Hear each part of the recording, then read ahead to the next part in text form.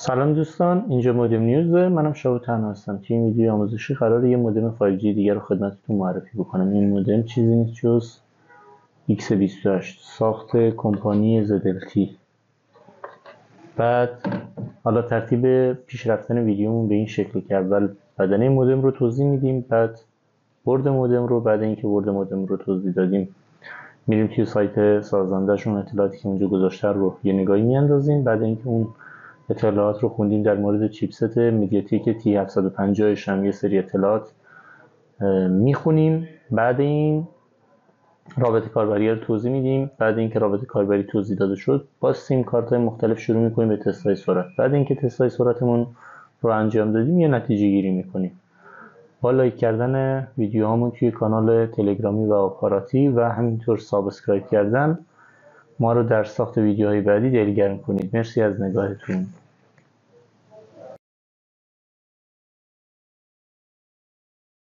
خب دوستان، این بدنه مودم X28 هستش.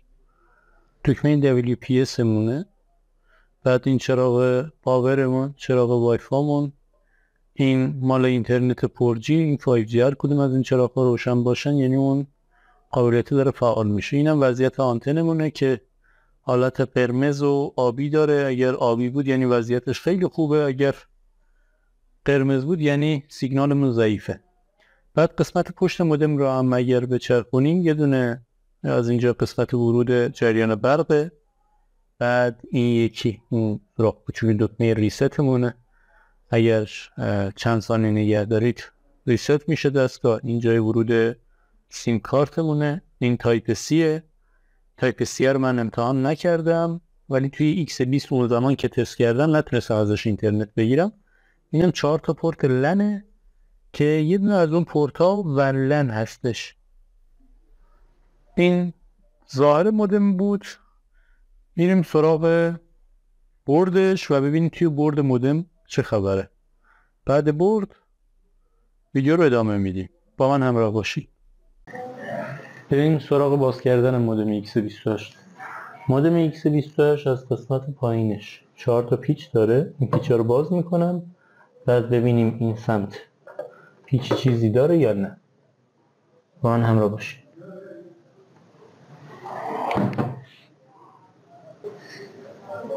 بالای X28 یه دونه درپوش هست که این درپوش رو باید با چیزی شبیه اسپاتول باز بکنیم. بعد 4 تا هم پیچ که سمت پایینش هست. خب این 4 تا پیچ رو که باز کردیم از بالا با یه شبیه همین اسپاتول هولش میدیم که این بزنه بیرون. و اینم تعداد آنتناییه که این الان داره.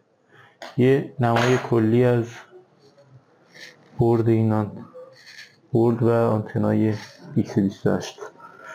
3 تا 4 تا 5 تا 8 تا کلا فعلا اینجا 8 تا آنتن. شماره گذاری هم شده. الان باز میکنیم بریم سراغ قطعات. اینا ببینیم داخل قطعاتش چه چیزایی هست. این زیری یه دونه خمیر سیلیکونه که چسبیده و هیچ پیچی نیست. بعد من اینا رو دونه دونه دارم باز میکنم چون خودش شماره گذاری شده. بعد 2 تا یعنی 4 تا از این آنتنا حالا باید نگاه بکنم توی اون ویدیو بهتون نشون میدم. 4 تا از اینا آنتنای وای فایشن. این الان آنتن وای فای 2.4شه.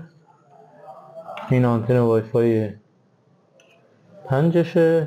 بعد پس عملا اینجا فکر کنم 6 تا آنتن میمونه.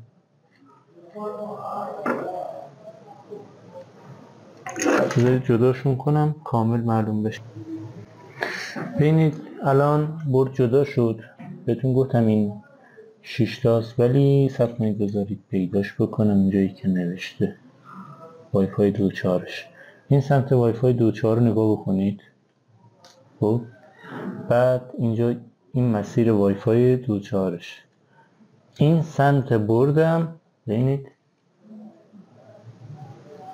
آنتن برای فرکانس گذاشتم که روی بیشتر این آنتنا بازه فرکانسی که زدم ایناش 700 مگاهرتز تا 2700 هستش.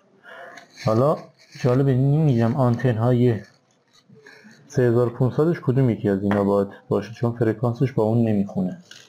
اینم تیکه دومشه که برق و اینا و جای سیم کارت و اون تایپ سی داخل این قرار داره. برد به نسبت برد X20 ساده تره. حالا اینا رو هم باز میکنیم بهتون نشون میدم.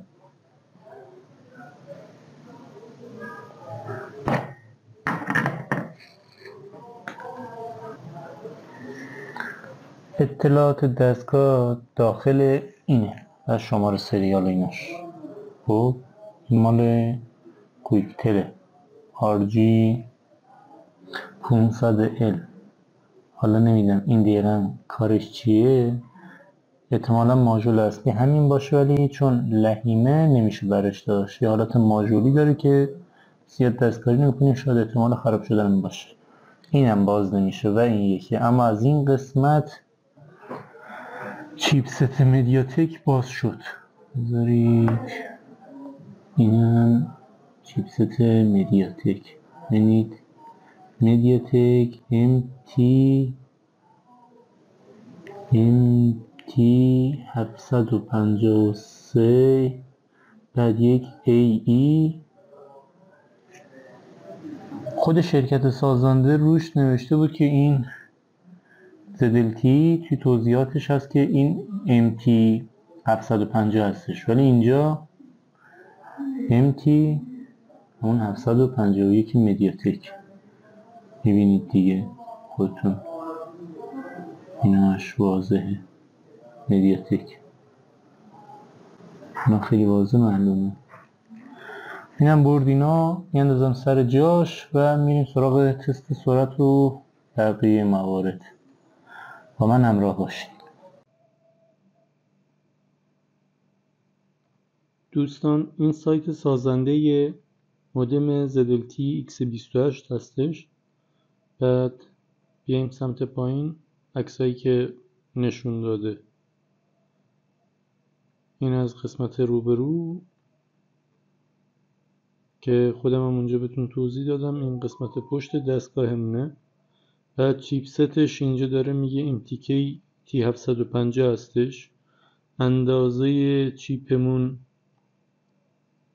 120 در 120 در 188 میلیمتر هستش. بعد شبکه هایی که پشتیبانی میکنه توی حالت SA و NSA هستش. فرکانس هایی که تحت پوششش هست توی 5G میتونه N7 توی TDش N38 40 41 و 77 و 78 اینا رو بگیره. توی FTش هم میتونه این یکی باند رو بگیره. بعد توی FTD باند 1 3 7 20 40 و 42 به کار ما میاد توی ایران. حالا مایموش توی 5G میتونه 4x4 باشه، توی 4Gش هم 4x4، وای فایش هم توی 5 گیگاهرتزش 2x2، توی 2.4ش هم 2x2. بعد حد اکثر سرعتی که قابلیت پشتیبانی داره اینجا میگه 4 گیگابیت هستش برای آپلود و 1.6 گیگابیت در این در دانلود، این در آپلوده.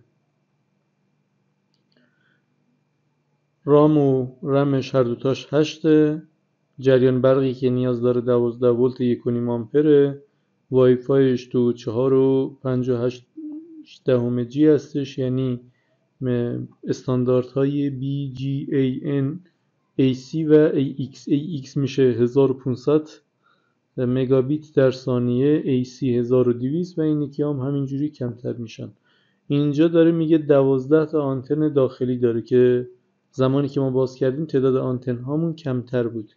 احتمالاً داره نشون میده که حالا مودمی که ما بررسی کردیم مودم اپراتور 2 هستش. 2 یه خورده از این آنتن ها رو کمترشون کرده و سفارشیشون کرده. این اون سایت سازنده چیپست بزرگی است که بهتون میگفتم. اینجا توی این چیپست ادعا میکنه که میتونه حد اکثر سرعتی که پشتیبانی بکنه.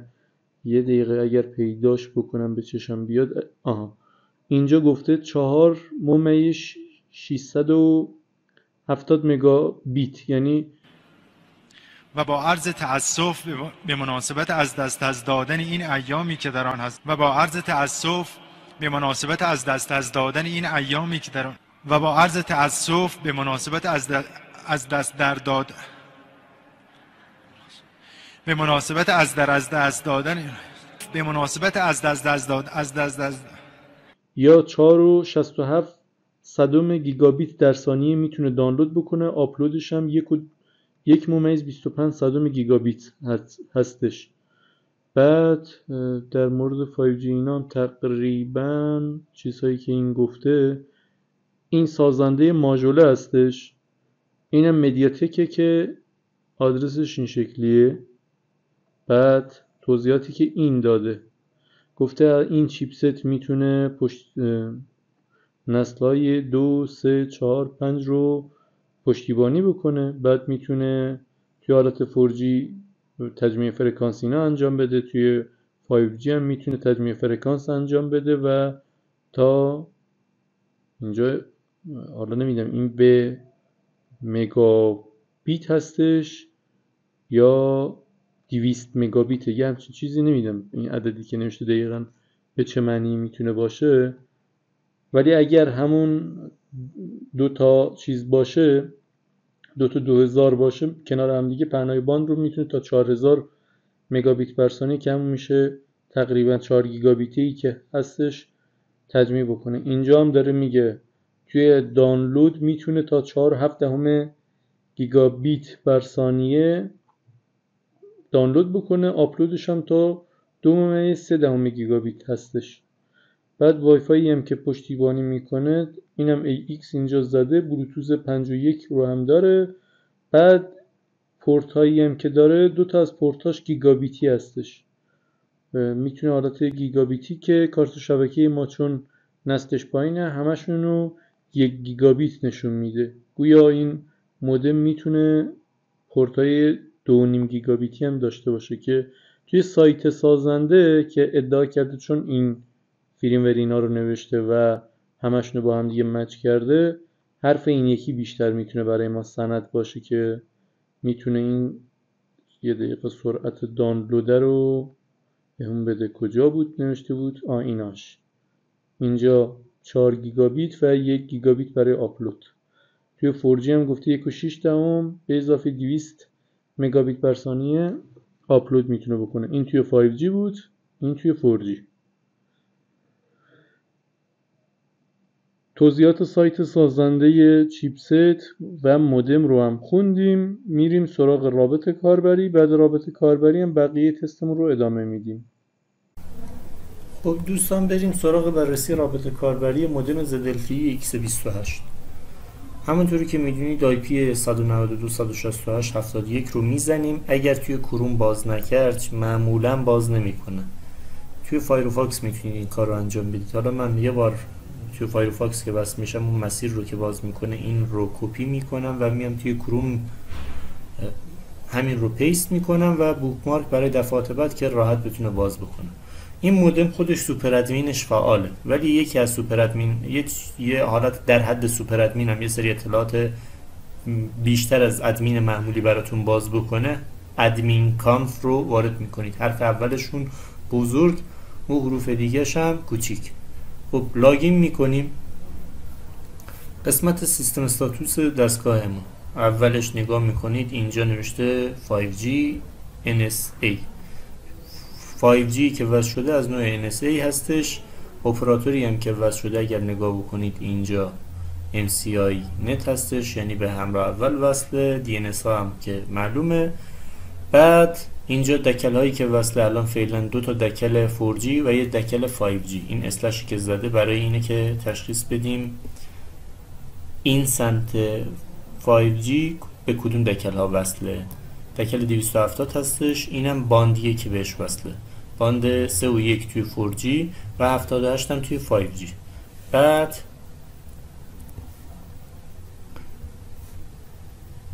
اینجا هم DNS های همراه اوله، مالتیپل APN اینفورمیشن، اینم لیست دکل های اطرافمونه توی 5G و 4G که اون پارامتر و ERFC اینا رو برای قفل دکل اینا به دردتون میخوره، میتونید ازش استفاده بکنید که این وضعیتش خیلی بده و نیاز نمیبینیم که بخوایم ازش استفاده بکنیم.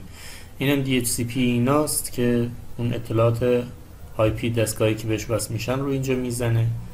بعد وای فای 2.4 وای فای 5 و دیوایس اینفورمیشن. توی دیوایس اینفورمیشن اگر نگاه بکنید این الان اینجا مدل دستگاه مودل TX28 اینجا سافتور ورژنمون 1.3 هستش.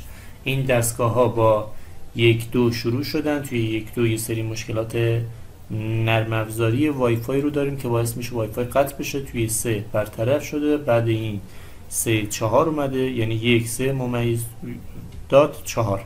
بعد توی دات 4 دوباره خودش دوتا ورژنه، کانفیگوریشن هاشون با هم دیگه فرق میکنه. کانفیگوریشن ورژنش اینجا اگر 3.4 باشه میشه 10، بعد اون 16، بعد اون 1.5، بعد 1.5 16 هستش که 1.5 16 و 1.5 آنلاکشون رو من هنوز دستم نرسیده ببینم فرقی میکنه یا نه، ولی از 1.3 به اینور هر چی میاد فقط و فقط برای این بوده که جلوی آنلاک مودم رو بگیرن. راههای آنلاک و ورود به مودم رو برای این که بتونه با سیم کارت های مختلف کار بکنه جلوی این نقطه ضعفشون رو بگیرن و آنلاک رو برای آنلاکرها سخت‌ترش بکنن.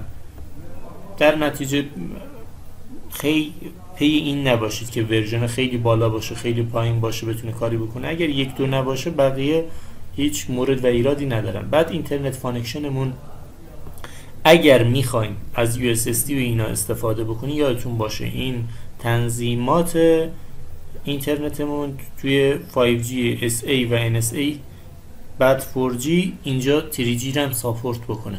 بعدم بهتون میگم دلیلش چیه. بعد کانفیگوریشنمون نتورک کانفیگوریشنمون دیتا سویچه. این برای روشن خاموش کردن دیتامون هستش. اگه این رو بزنیم اینجا این ببینید الان خاموش میشه. خب اینجا رو نگاه بکنید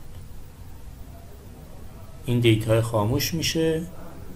بعد ببینید خاموش شد.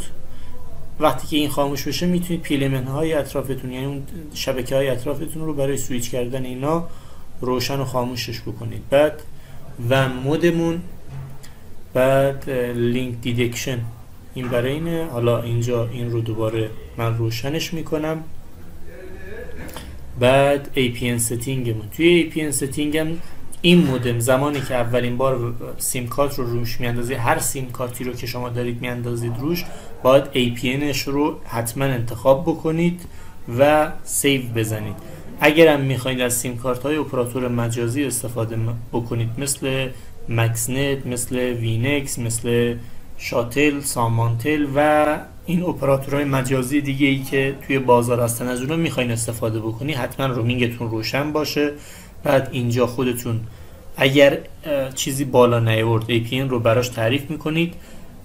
بعضی وقتا میبینید هم رومینگ رو روشن کردید APN رو تعریف کردید و باز اینترنت بهتون نمیده. حتما اینجا APN سویچتون رو خاموش بکنید که بتونه اینترنت رو بهتون بده. اینجا سیم فانکشن برای قفل و وارد کردن سیم این برای وارد کردن پین کد ایناست.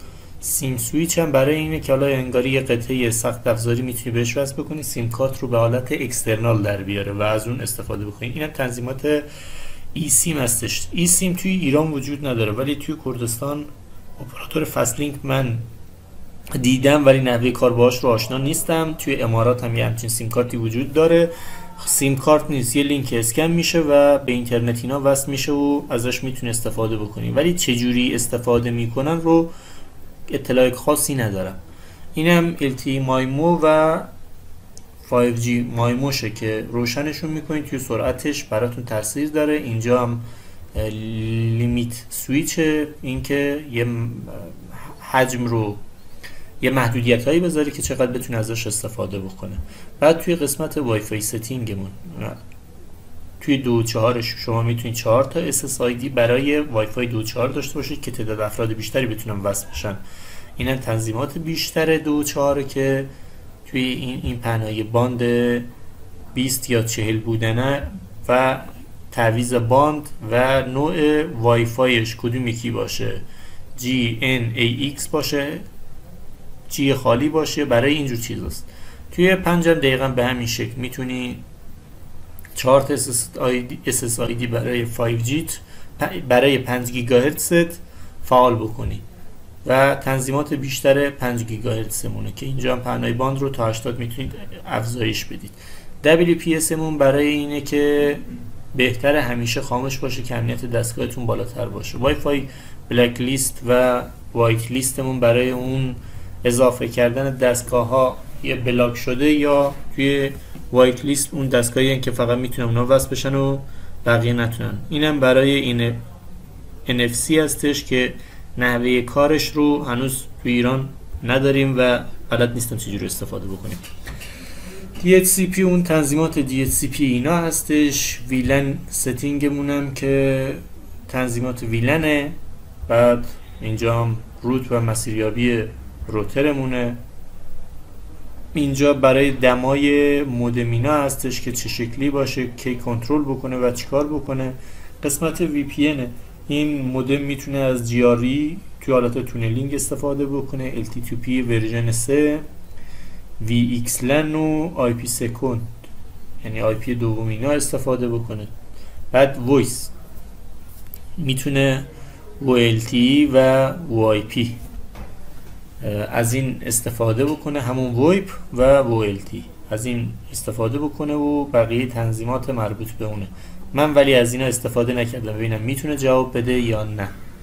بعد DHCP ستینگمون هم دقیقا مثل همون اون دستگاهیه که وصل میشه و تنظیمات اون رو میتونید از اینجا انجامش بدی. این تیک چون زده نشده من باید ببینم بعدن.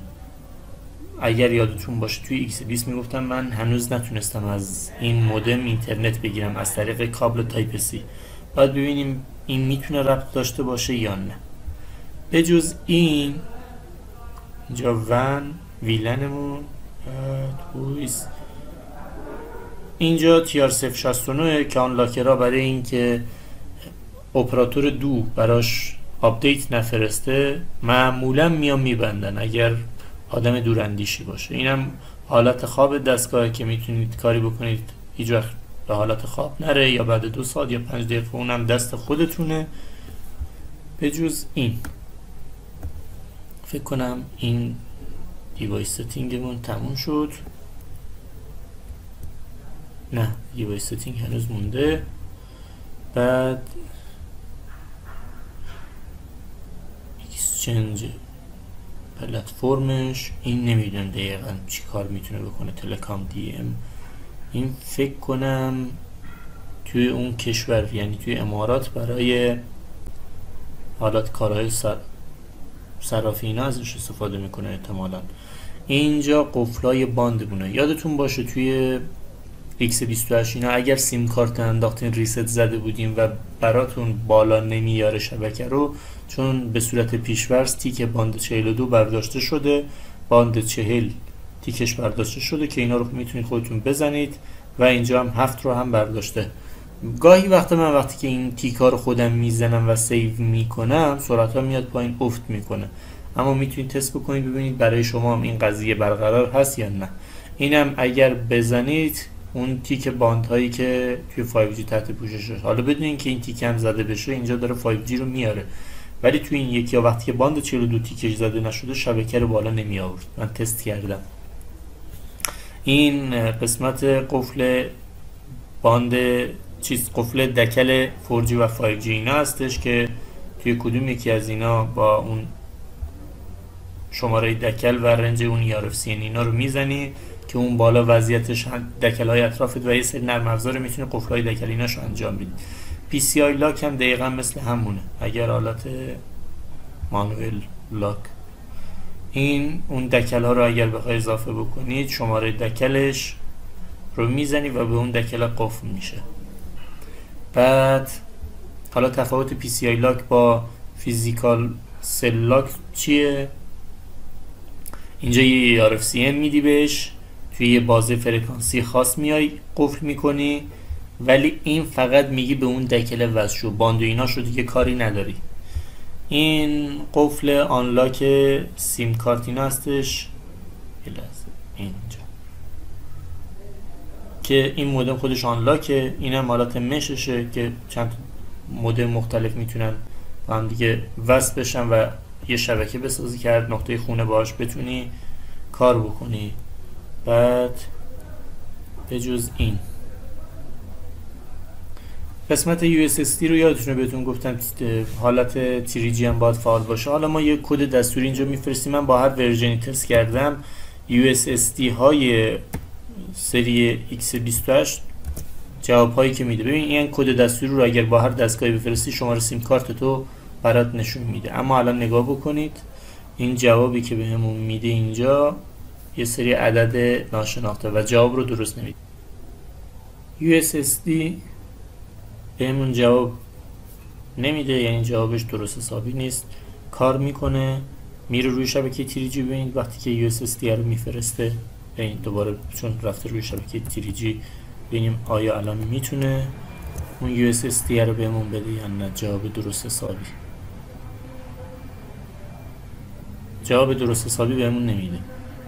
اما دوباره الان خودش برمیگرده روی شبکه 4G.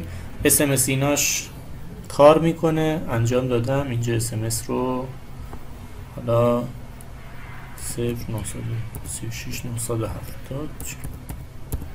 شماره خودم یه عدد 1 رو میفرستم.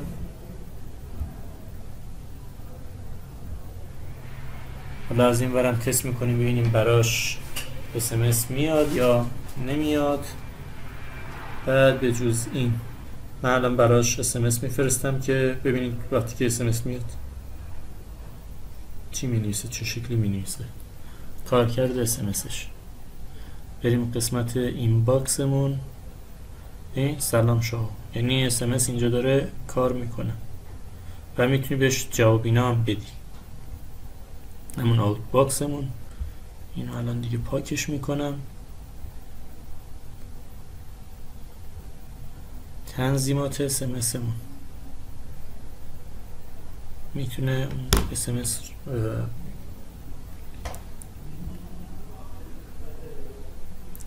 این تنظیمات SMS نمیدونم برای دقیقاً حجم پیامه یا چی هستش، این رو دقیقاً نمیدونم.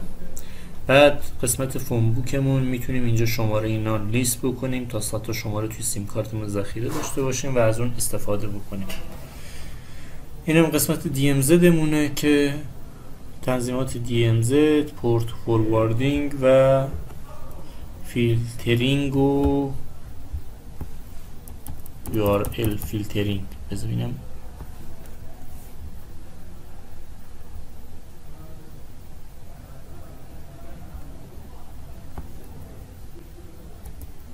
خب URL فیلترینگ و IP مپ بندینگ و اینجا محدود کردن سرعتشه.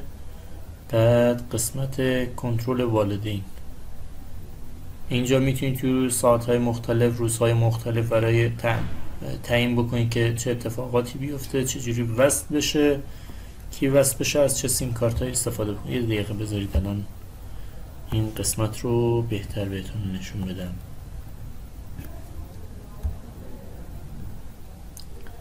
به این وقتی که تیک رو زدیم فعال کردیم، اینجا میتونیم اون سایت هایی که مورد نظرمون اونا رو فیلتر بکنیم، تایم و زمانی که میتونه وصل بشه رو بزنیم، بعد سرعتش رو محدود بکنیم.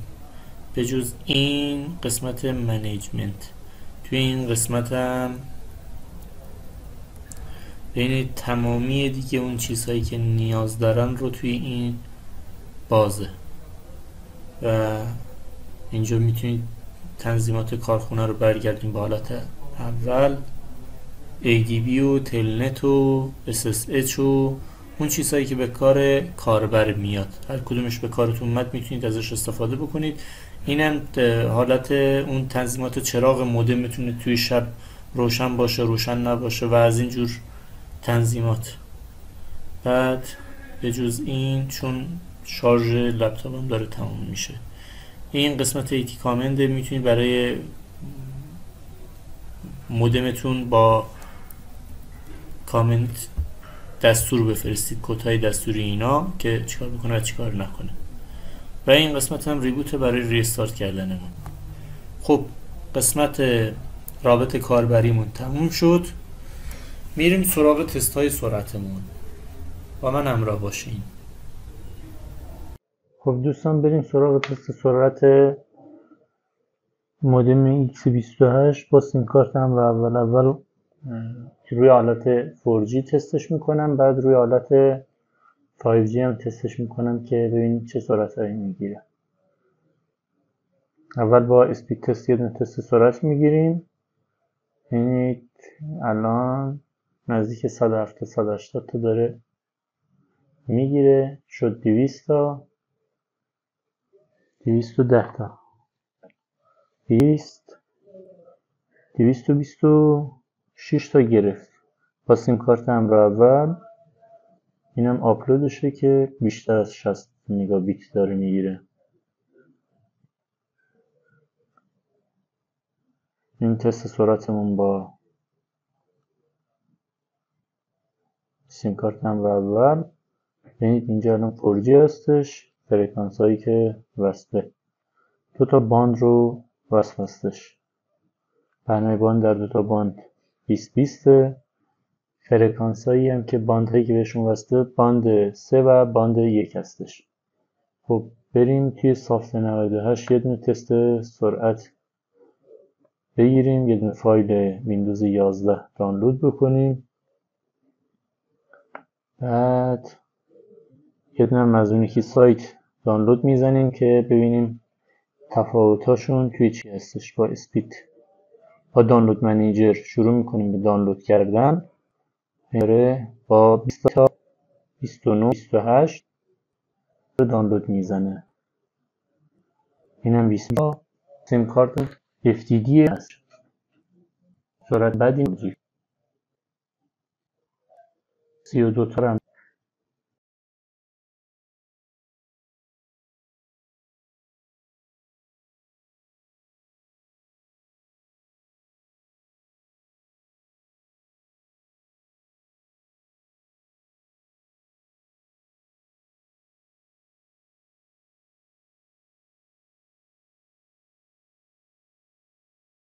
اینجا استوب میزنیم. بعد یه دونه هم اینجا این فیلم رو دانلود میکنیم. ببینیم این فیلم رو با چه سرعتی دانلود میزنه. بعد اینم میایم روی حالت 5G تست سرعتش رو میگیریم. فکر کنم این لینک خراب بود. نه شروع کرد، یه دونش رو قطع میکنیم، یه دونش هم استارتش رو میزنیم. اینم با 25 تا 40 تا هم توی این سرور خارجی داره میگیره. الان با 40 تا دانلود زد. 35 32 33 28 25 18 19 20 تا. این رکورد کالا سرعت ها رو جابجا کرده. قبل این بیشترین سرعتی که گرفته بودیم توی 4G با ZLTE X20 بوده. الان داره با 25 تا دانلود میکنه. این از دانلود توی حالت 4G. حالا استوب میزنم، بعد برمیگردیم روی مودم و مودم رو روی حالت 5G ستش میکنیم. حالا 5G برای اینکه بتونه تجمیع فرکانس، همون فقط 5G معمولی ستش میکنم که فقط بره روی 5G. یه خورده استوب بذاریم، یه خورده میستیم شبکه رو بالا ببینیم میاره یا نه. اگر نیاورد اون حالت 5G و 4G رو میذاریم که شبکه رو بتونه بشناسه. یه خورده استوب میکنم که نه دیگه نیازی به استوب کردن نبود، شبکه برگشت. بریم سراغ تستای سرعتمون ببینیم که حالتی که فقط داره با 5G دانلود میکنه چند تا میتونه سرعت بگیره. فقط یه جی 230 تا 240 که اینجوری میسته و حالت یه جورایی هنگ کرده، حالا نمیدونم این 75 تا دانلود کرد. چون الان اتصال من قبلا همیشه از نوع وایرلس بود، الان با کابل شبکه دارم تست سرعت میگیرم و اگر نگاه بکنید آداپتور ستینگمون اینجا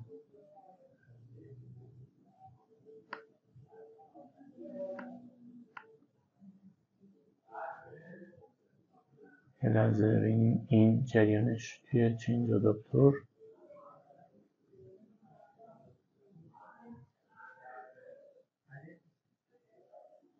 اگر اینجا رو نگاه بکنید استاتوس 1 گیگابیتی اتصالمون از بینش با کابل شبکه وصل کرده. بعد بیایم سراغ دانلود همون ادامه دانلود ویندوز 11 مون 65% رو دانلود کرده بودیم. این الان داره روی 5G 20 تا 23 25 27 29 داره با 27 این رو استوب و میون سراغ همون ادامه دانلود این یکی فایلمون. بعد این میام 4G 5G رو قاطی میکنم که دوتا رو با هم دیگه از اون یکی فایل. مثل همیشه یه مشتری باز اومد توی این ضبط و نمیدونم داشتم چیکار میکردم، فکر کنم این رو داشتم دانلود میکردم و قطع شد، تموم شد. دوباره میرم این مودم رو برمیگردونم روی حالت 4G 5G که اینجا میتونه یه دونه باند رو هم ترکیب بکنه، 4G و 5G باشه که بتونه باندهای 4G 5G رو ترکیب بکنه و ازش بشه استفاده کرد. خب الان فعلا شبکه‌مون رفت، دوباره شبکه برمیگرده و وصل میشه. شروع میکنیم دوباره تستای سرعت گرفتن رو، ببینید که کدوم حالت بیشتر میتونه بگیره. تا اینجای کار هر چی که تست زدیم فعلا فقط با سیم کارت همراه اولمون بوده.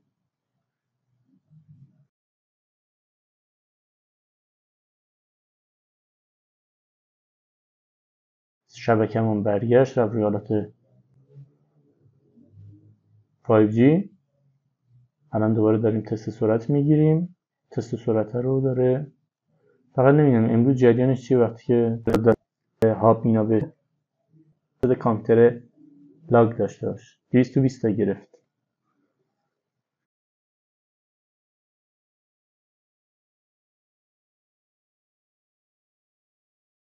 دویست و بیست و یک تا آپلودمونم 75 تا. این حالت 4G 5G رو با هم دیگه ترکیب میکنه. اینم از این. بعد اینجا اگر نگاه بکنید استاتوس دستگاهیم، باندهایی که وصله که حالت 5G هستش، باند 3 و 1 و 78 رو بهش وصل هستش. بعد ادامه این فایل رو دیگه اینم تموم شده، باید یه دونه فایل دیگه دانلود بکنم. بعد این ببینید این که تموم شده، باید استاپ بکنم ویدیو رو، لحظه 2 تا فایل پیدا بکنم که شروع بکنم به دانلود. فایل ها رو پیدا کردم، الان شروع میکنم به دانلود کردن. بعد اینجا اشتباهی شد، باید برگرده عقب و شروع بکنه به دانلود کردن. این که به فارسی این از استارت توی حالت 4G 5G داره دانلود میکنه. 23 تا 37 تا 35 تا 38 36 40 42 50 تا هم زد. این رکورددار بوده فعلا.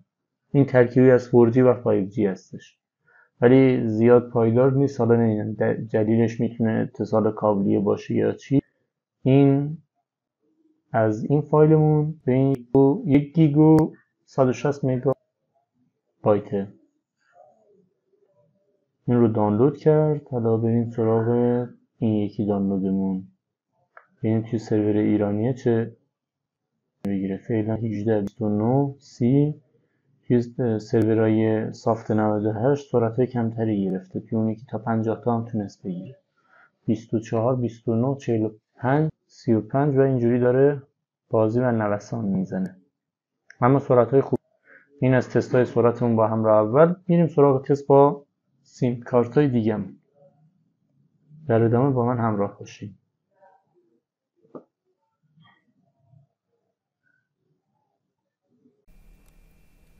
دوستان، تست سرعت سیم کارت ایرانسل از نوع TDDش رو شروع میکنیم. یادتون باشه زمانی که سیم کارت TDD ایرانسل یا هر نوع TDD گذاشتین، مودم به صورت پیش‌ورز باندهاش باند 42 نیستش. قبلا هم توی اون رابط کاربری توضیح دادم. این قسمت دیوایس ستینگ، بعد این قسمت میاین سمت پایین‌تر ادوانس ستینگ رو انتخاب میکنید، بعد فرکانس باند، اینجا تیک باند 42 رو میزنید. یکی باند ها هم دونه دونه بزنم. باند 1 و 3 و 7 و 20 40 42. این فرکانس هایی که توی ایران هم فقط 42 هم مال TDD مخصوص TDD. الان نگاه میکنید یه چند لحظه طول میکشه شبکه وصل بشه. من قطع وصل میکنم که شبکه وصل بشه، بعد دوباره برگردم. خب دوستان، الان شبکه‌مون اومد. بریم سراغ این که تستای سرعت اینا رو بگیریم. من چند تا سایت رو باز میکنم، سایت ها رو بالا میارم، بعد وضعیت سیگنال اینا رو نشون میدم و شروع میکنیم به تست گرفتن. این وضعیت سیگنالمونه. SINRمون مثبت 26، شماره داخلی که وصله 393 هستش. شروع میکنیم. حالا اتصالمون هم از نوع کابلیه. اینجا به X28 وصلیم. با اسپید تست میایم اول یه دونه تست سرعت میگیریم ببینیم چه سرعت میتونه بگیره. بعد میریم سراغ سیم کارت FT و تست کردن با سیم کارت های FT. داره وصل میشه به سرور که تست رو بزنه.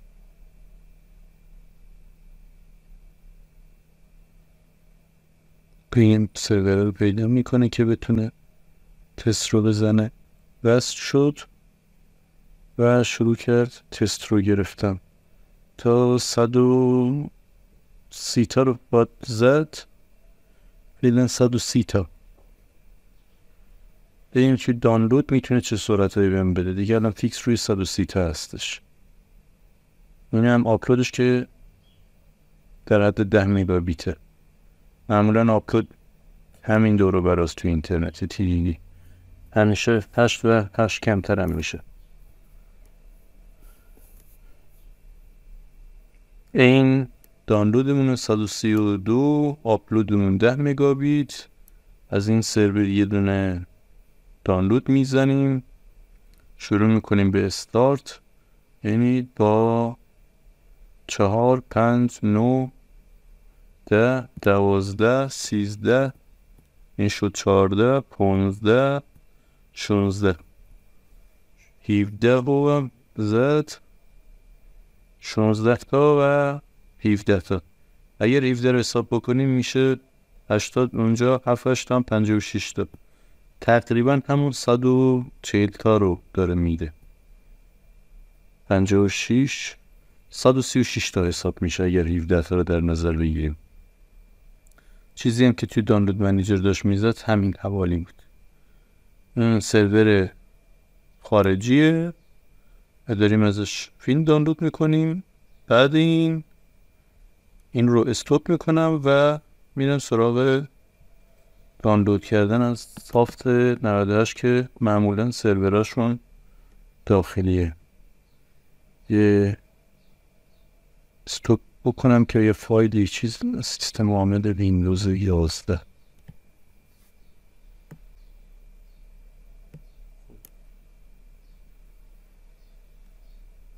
الان از این سایت هم یه دونه دانلود بزنیم ببینیم با این چند تا میتونه سرعت بگیره. این هم شروع دانلودمونه. 16 تا استارت زد. 21 تا توی داخلی یه خورده بهتر بود فعلا. 17 تا فعلا فیکس روی 17 تا هستش. داره با 17 تا ثابت فیکس دانلود میکنه. توی TD این یکی تا 21 تا هم رفت. الان مرز 18 است.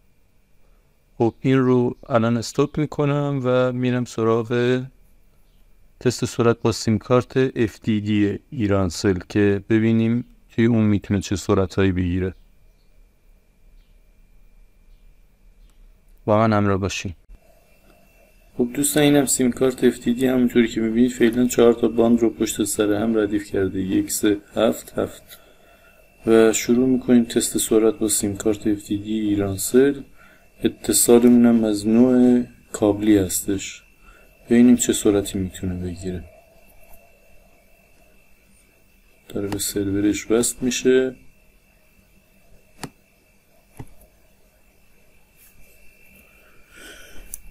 ببینیم ارتباطی که میگیره به کجا میرسه و چند تا میتونه بهمون سرعت بده. فعلا هنوز وصل نشده، جوابی از طرف سیستم نیومد. لحظه تنظیم APNش روی همین حالت ناشناخته بود که به ایرانسل تبدیلش کردن، چون مودم رو یه بار ریست کرده بودیم. حالا دوباره رفرش میکنیم، صفحه رو وصل میکنیم، به تهران وصل شد. اینم تست سرعتمون تا فعلا 180 تا رو فکر کنم 90 رفت 190 180 تا 183 دانلودمون 57 هم فعلا آپلودمون 59 تا. این هم شد 60. این آپلود و این دانلود. این توی ایرانسل. بعد تعداد باندهایی هم که وصله ایناش دیوایس اینفورمیشنمون. اگر بخوایم دیوایس اینفورمیشن استاتوس دستگاهمون، باندهایی که وصله. حالا شروع میکنیم از این سایت هم یه دونه دانلود میزنیم. این رو کنسل دقیقه فایل پیدا بکنم برگردم. خب فایلمون رو پیدا کردیم، شروع میکنیم به دانلود کردن. استارت. ببینیم با چه سرعتی فعلا که ضعیفه. 5 تا 6 تا 9 تا 9 این تا چند 10 با 10 تا داره دانلود میکنه، ولی انتظارم خیلی بیشتر از این بود. الان 10 تا داره دانلود میزنه. اینجا یه دونه استوب میکنیم، بعد میریم یه دونه ویندوز هم دانلود میکنیم توی حالت فول باندش. این هم استارت ویندوزمون 17 18 19. احتمالا اون سروری یه چیزی بوده که مشکل داشته. تا 25 تا 27 داره با این سرعت دانلود میزنه. 28 تا 25 تا. این رو استوب کنیم، دوباره برگردیم روی این یکی ببینیم داره با چه سرعتی میخواد بزنه و قبلش هم نگاه بکنیم ببینیم. الان همون 4 تا باند رو بسته.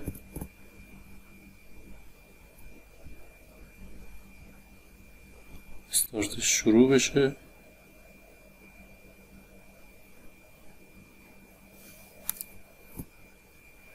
نه تا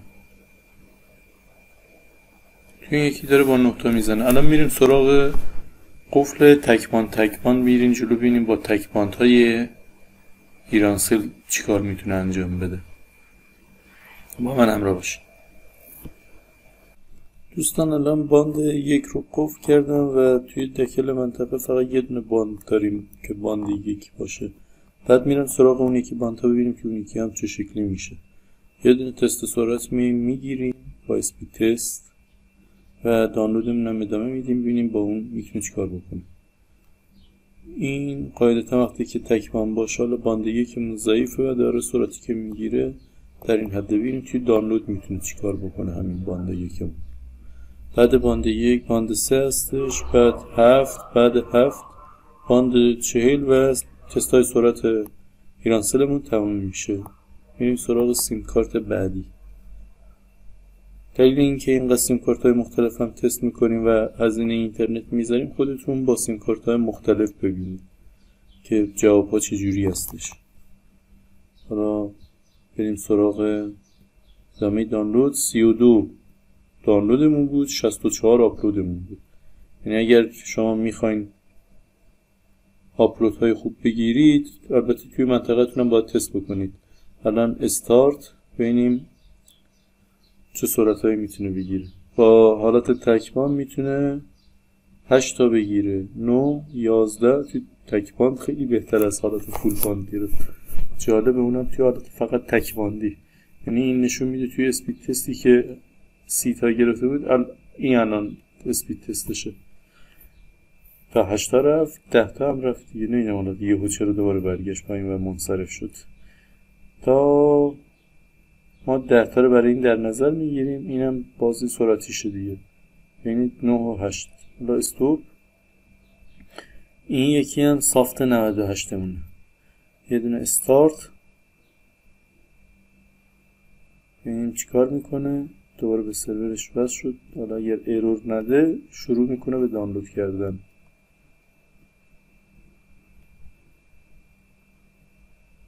بذار اینو کنسل بکنم، از خود این سایت دوباره ادامه مطلب و دانلوده رو بزنم که اینجوری سریعتر باشیم و زمان از دست ندیم، چون این ویدیو رو داره خیلی طولانی میکنه. اینم 6 تا 7 8. توی این سرور داخلی هم با 8 تا داره دانلود میزنه. بریم سراغ حالت باند 3 مون. استوب. با من همراه باشین. این هم حالت تکبان باند 3 مونه. یه دونه تست سرعت ازش میگیریم. بعد تست سرعت میریم سراغ دانلود اون فایلمون. بعد فایلم سافت 98. فعلا حالا میخوام برم ببینم آخر کار باند 7 و باند 40 رو تست میکنیم. اگر توی این هر سه تا حالت تکبان بده، نشون میده زمانی که این قفلای باند رو توی X28 میزنی سرعت‌های کمتری میگیره. باید پلش کنی که خودش به صورت فول باند وصل باشه که بتون تجمیع انجام بده. ولی X20 رو که تست سرعت اینا شکلی گرفتیم میتونه 3 تا باند 1، 3 تا باند 3، 3 تا باند 7 و 3 تا باند 40 رو من توی تستاش دیدم. این دانلودمون بود، این آپلودمون بود. بریم سراغ ادامه دانلود این فایل. ببینید 6 مگابایت، 7، 8، 9 داره با 9 تا دانلود میکنه. بعد نیست اگر حالت تکبند. حالا یه چند ثانیه دیگه هم دانلود میکنیم. این خوبه، نوسان زیادی نداره مثل باند 1. خب این استوب. بعد ادامه فایل ویندوز رو ببینیم دانلود میزنه. 4، 5. این یکی سرور رو داره کمتر میزنه، نوسان بیشتره. 5 تا و 4 تا داره دانلود میزنه و به کیلوبایت هم رسوندش. سرور به سرور میتونه فرق بکنه چون توی همون یکی داره 9 تا میگیره. نگاه بکنید. دوباره برگردیم استارت.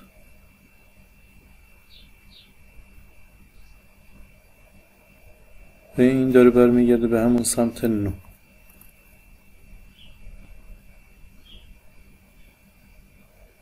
من اینم داره کم میشه. بذاریم اینجا فرکانس SIN آرمون اینجا فعلا کم شده. بریم سراغ باند 7 ببینیم توی باند 7 چیکار میکنه. باند 7 مون الان باند 7 دوتا شد و دکل یکی از 102 102. این رنگ های دکل خیلی مهمه. دیدین تا اینجای کار 1 و 3 دوتا فرکانس نبودن، فقط تکبان بودن. بریم سراغ تست سرعتمون ببینیم چه تست و سرعتی رو بهمون میده. این استارتش زده شد، داره ببینیم 48 تا 60 تا 70 80 داره 80 تا رو میزنه، 85 تا. اینم از آپلودم داره 56 7 تا 57 تا رفت.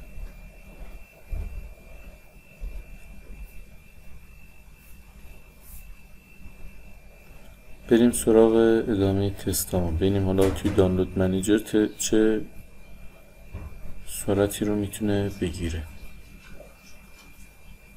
1 2 3 4 7 8 9 10 تا. این هم 80 مگابیت. 11 الان تقریبا 9 خورده 10 تا. با اینم تونست تا 11 تا رو بره. 11 و نیم. استوب میکنیم، میریم سراغ این یکی باند، یعنی این یکی سرور. ببینیم که این سرور چیکار میکنه. تو اینم 7 8 9 10 15 14 13 12 داره اینجوری دانلود میزه. اینم از این یکی دانلودم. بریم سراغ باند 40 FT ایرانسل. باندم رو اینم باند 40 ایرانسل که توی باند 40 هم توی این دکلی که من دارم فعلا 2 تا میتونه تجمیع بزنه، 2 تا دکل وصل بشه، 2 تا باندش. بعد اینم الان تست سرعتمون شروع شد. توی 40 داره بهتر از بقیه میگیره. 80 تا 90 100 101 تا. این یکی بهتر از بقیه است. آپلودش ضعیف تره. 110 تا دانلود. بعد 7 6 تا آپلودمون شد. بریم سراغ ادامه دانلود این فایلمون. استارت 2 مگابایت 5 مگابایت 7 8 9 11 10 در حد 12 تا رو داره میزنه. بشه 13 دیگه همون رنج رو داره نشون میده. اینم از 12 تا توی این یکی سرورمون. نگاه بکنید. حالا یه دونه استوب. بریم سراغ سافت 98 ببینیم توی این سرور چیکار میکنه. 5 تا فعلا 5 6 7 8 11 داره اینجوری دانلود میزنه و جلو.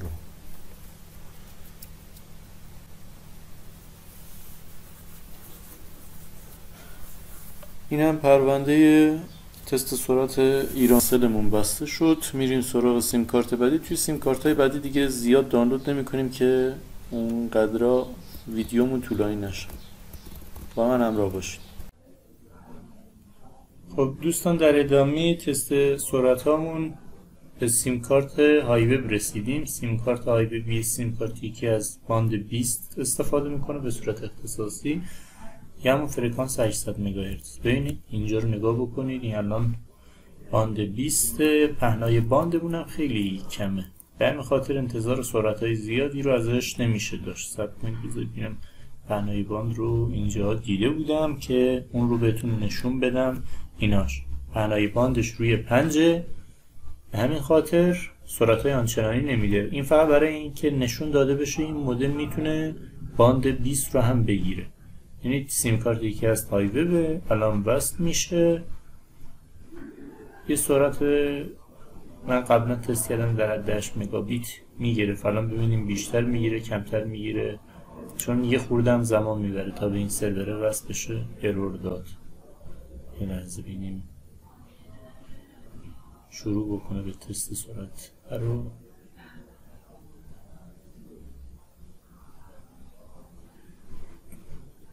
اگر الان دانلود شروع بشه معلوم میشه که چقدر داره سرعت میگیره.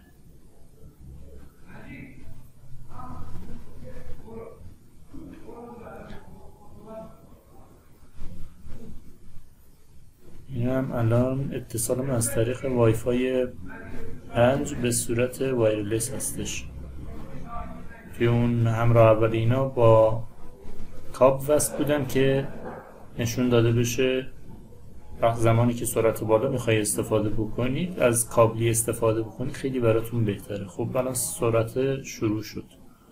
این چند تا میتونه بگیره؟ 8 تا 9 تا و 10 تا رو فعلا گرفته و بیشتر از این نمیشه ازش انتظار داشت چون پهنای باندش 5.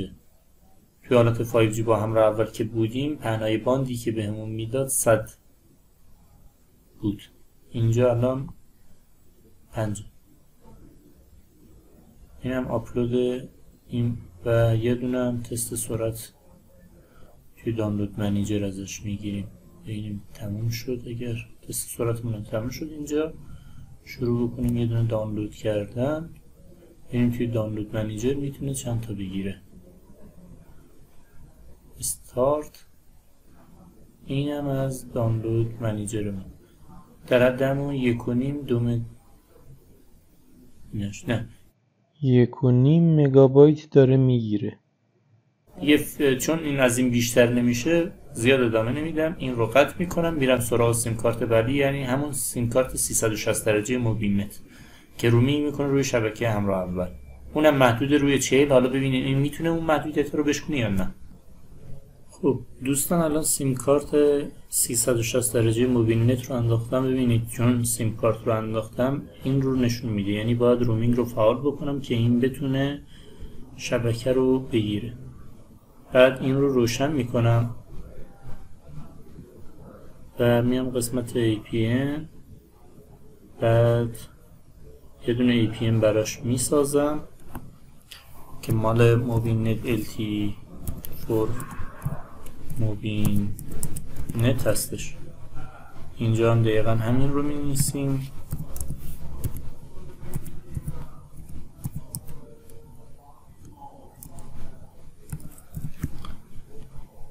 کانفرم. بعد این رو انتخاب میکنیم، سیو میکنیم. اینجا الان شبکه میره.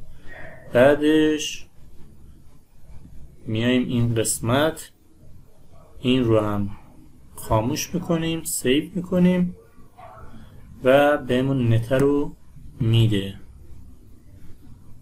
ببینید الان دیگه اگر سیگنال برگرده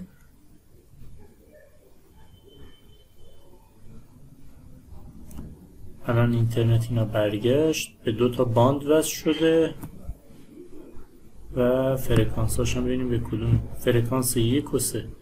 یه چیز دیگه هم که هست بهش اینجا که اون تنظیمات ادوانس ستینگ بود، چون این رو ریست فکتوری زدم باند 7 اون وصل نیست. ما تیک باند 7 42 و 40 رو هم بزنیم ببینیم میتونه چند تا توی این حالت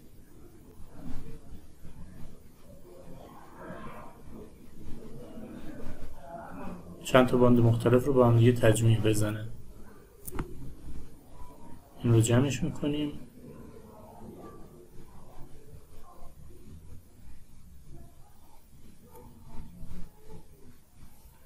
اینترنت کانکشن نتورک ستینگ. الان نتمون اومده و میریم سراغ تست سرعتمون. ببینید باندهایی که جمع کرده. الان باید ببینیم آیا میتونه واقعا جابجا بکنه اون رکوردهای محدودیت 40 مگابیتی که براش گذاشتن یا نه. ببینید 40 رو به راحتی پشت سر گذاشتین. سیم کارت 360 درجه موبیل نتی که خودشون محدودش کردن الان 2 برابر اون محدودیت داره سرعت میگیره. پس نشون میده مودم میتونه این محدودیت رو بشکنه. چجوری؟ با وصل شدن به چند تا باند مختلف.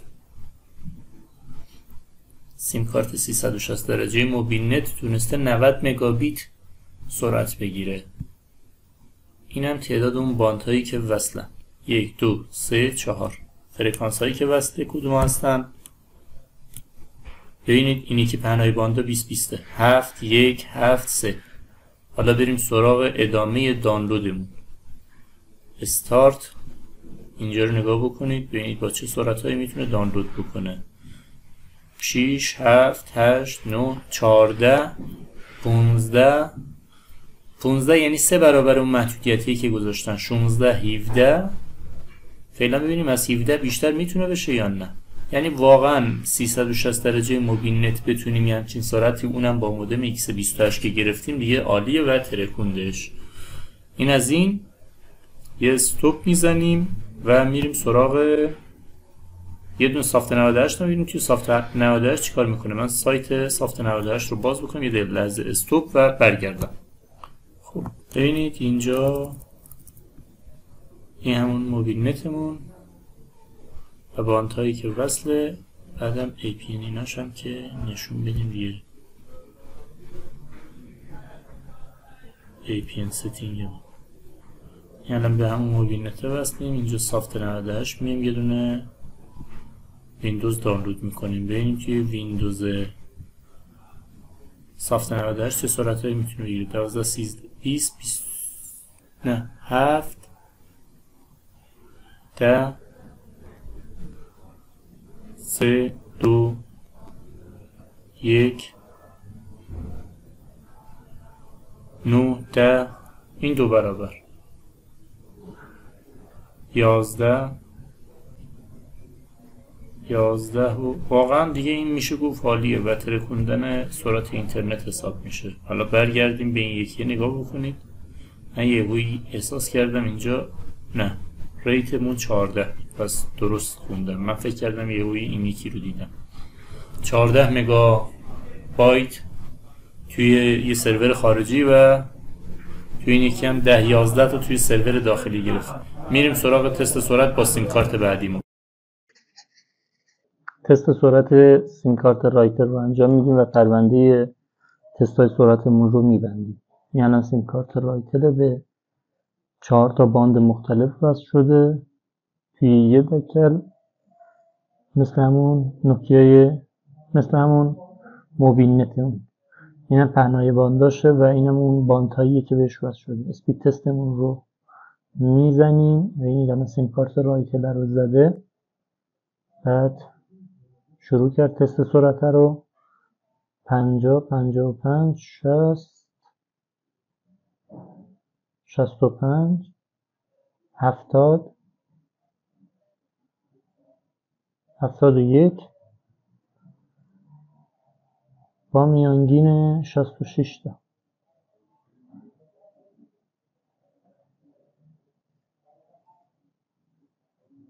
هشت مگابیت هم آپلود و 9 تا.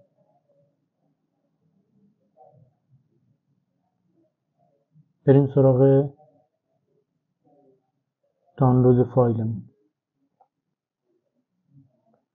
ببینید 1 3 4 5 6 11 تا 12 14 و 15 17 تا 17 تا این رفت 16 و داره با این سرعت دانلود میکنه. این از دانلود این یکی. حالا استوب میکنیم. بعد میایم سراغ دانلود یه سیستم عامل ویندوز 11. دلیلشون هم میدین چرا اینقدر ویندوز دانلود میکنیم، چون فایل های حجم رو فقط ما توی ویندوز داریم. ادامه. اینجا میایم قسمت پایین.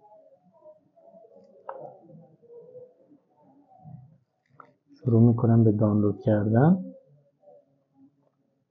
به این توی سرور داخلی رایتلمون چند تا سرعت میده.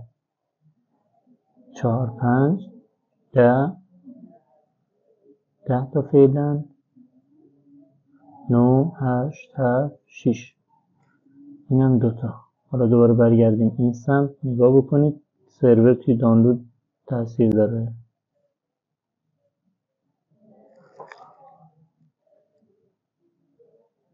شیش 7 8 13 14. اینم از تستای سرعتمونه. دیگه تست سرعتمون رو میبندیم، ببینیم بعد این اون جنبندی و اینا رو هم انجام میدیم. اگرم اطلاعاتی در مورد چیپست پیدا کردم، اون چیپست رو هم ادامه میدیم. خب دوستان، رسیدیم به قسمت جنبندی بررسی مودم X28 مون. با توجه به قیمتی که این مودم داره، با توجه به اون تستای سرعتی که گرفتیم و مثلا بیشتری سرعتی که من دیدم که اون ویدیو حوالی 50 مگابایت تونستیم باش دانلود بکنیم. با توجه به این که رابط کاربری آسونی داره و شما میتونید اونجا تجمیع فرکانس اینا رو ببینید به کدوم باندها وصل هستین، اون پهنای باندی که هر باند داره بهتون میده چقدره، هر فرکانسی چه پهنای باندی رو بهتون میده، اینا توش نشون داده میشه. از این بابت یه مودم خیلی خوبیه. از لحاظ امکانات و رابط کاربری هم مودم خوبیه. فقط اگر جایی شما سیگنال ضعیف دارین یا پارامترهای سیگنالیتون ضعیف هستش، به نظر من بهتره مودم هایی که گیرندگی قوی تری دارن استفاده بکنید یا مودم فضای باز بخرید. از لحاظ وای فای که سایت سازنده میگه این AX هستش، از این بابت من بررسی که کردم مثل مودم X20 نهایت چیزی که دیدم در حد 1200 بود. یا حالا این وسط یا گوشی من نمیتونه بیشتر از این بره، یا اینکه این مودم واقعا اون 1200 تاری که خودشون ادعا کردن رو نمیتونه بگیره. به جز این، زمانی که شما توی وایرلس وصل هستین نمیتونه همیشه توی اون حالت وای فای 6 که داره و به حالت 6 بهش وصل هستین، همیشه نمیتونه اون 1200 تا اتصال وایرلسی ایجاد بشه. شما اگر میخواین سرعت‌های پایداری داشته باشین و تست سرعتی که میگیرید، انتقال دیتایی که انجام میدید، به نظر من از کابل شبکه استفاده بکنید خیلی بهتره. با لایک کردن کانال آپاراتیمون و یوتیوبیمون ما رو توی تهیه ویدیوهای بعدی دلگرم کنید. مرسی هم که تا اینجای کار با همون بودیم و نگاه کردید.